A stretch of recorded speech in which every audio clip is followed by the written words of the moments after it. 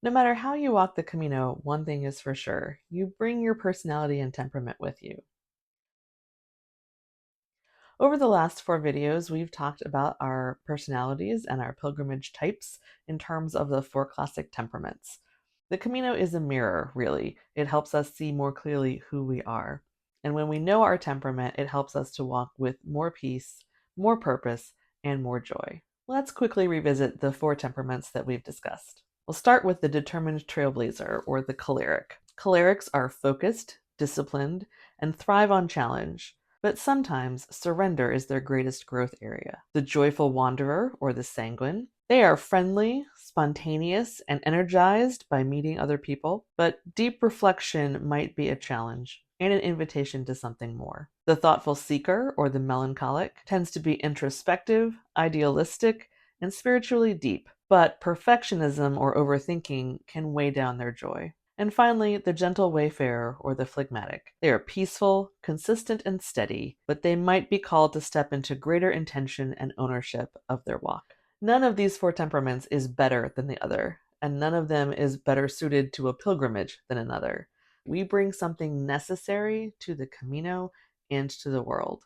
Hopefully, understanding your temperament a little bit more helps you understand that gift that you are bringing, right? Don't just focus on the challenges, focus on the strengths and the gifts, and how the combination and the interaction of different temperaments really brings something special and beautiful to the Camino experience and to our world. No matter what temperament you are, there are a few universal truths that I have discovered over the years in reflecting on the Camino. And so, regardless of whether you're a choleric or a sanguine or a melancholic or a phlegmatic, these are 4 things that you can think about and contemplate as you begin to plan and shape your Camino experience. All 4 of these are important, but I think the first might be the most useful reminder to give to yourself, which is to stay open to the unexpected. Whether you are a planner or not a planner, a little planner, kind of a planner, the Camino will not go as planned. Being open to that and understanding that the unplanned moments tend to be where God speaks the loudest to us. Those moments when the Camino doesn't go as planned are often the moments where you can see most clearly the gifts and graces that God is offering to you. All 4 temperaments need to understand how to balance the need for solitude and the need for connection. What that balance might be differs a little bit from temperament to temperament, but we all need to have both of these experiences. And so being mindful of seeking out the one that maybe isn't your initial inclination. So for those who really focus on interaction and connection and conversation, being sure to take time for solitude is key. And then for those who prefer solitude and need the reflection time, don't forget that reflection and processing can also take place in conversation with others. I think the solitude and connection piece is one of the easiest places to see how the temperaments can play off of each other and how they can really bless each other. All of us, no matter our temperament, needs to make sure that we are listening to our bodies. Whether that means being aware of when we are pushing ourselves too hard or when we are not pushing ourselves hard enough, it pays to listen and really be in the present. I think your body exists in the present, right? And so if you listen to your body, you are forcing yourself to experience the current moment. It just means being aware of how you're feeling, whether that means you're feeling wonderful and can keep walking, or that you're not feeling great and you need to take some time to rest or rethink what your plans are. Just being mindful and being present can help you in terms of listening to your body. And finally, the 4th commonality would be remembering that this is a spiritual journey. The Camino is not just a hike across Spain. It is a spiritual pilgrimage that is leading us to God. However that looks in your particular moment or particular scenario, but that is what it is. There is a destination and there is a purpose to every step that you are taking.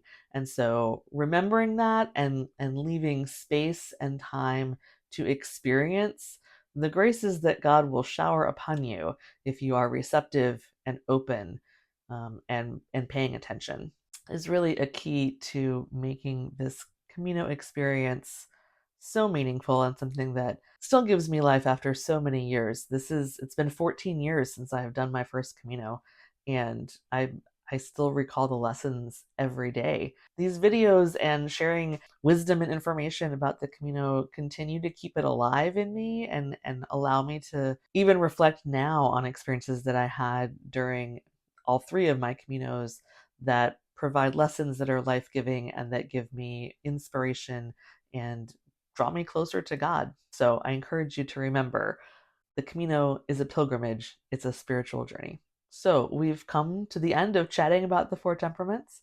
If you still don't know what temperament you are and you still haven't taken the quiz, please use that link and take the quiz so that you know. You'll get a personalized email from me. You'll get a reflection guide, some questions that you can ask yourself related to your temperament and your Camino. If you wouldn't mind subscribing, this channel is going to talk a whole lot about all sorts of Camino related things, whether that's about planning or experiencing or processing the Camino, but also about life lessons for the Camino that apply in so many areas. Like I mentioned, the Camino continues to bring life and joy to me. And I really want that for everyone who has experienced the Camino and also as a way to encourage others to do the Camino. Join the conversation in the comments. What's one way the Camino challenged or affirmed your temperament? Or what's something that you learned about your temperament that you hope to lean into on an upcoming Camino? And if you're preparing to walk a Camino, or if you have recently returned from a Camino and have a lot of things that came up during it that you want to process, please know that I am here for coaching.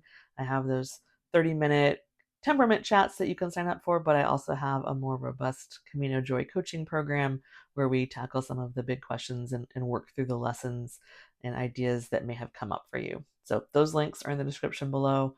I welcome you to explore those at any time. However you walk, walk with intention. Whatever your temperament, remember that you are necessary and that you were created by a God who deeply loves you. And wherever you go, remember that you are never alone.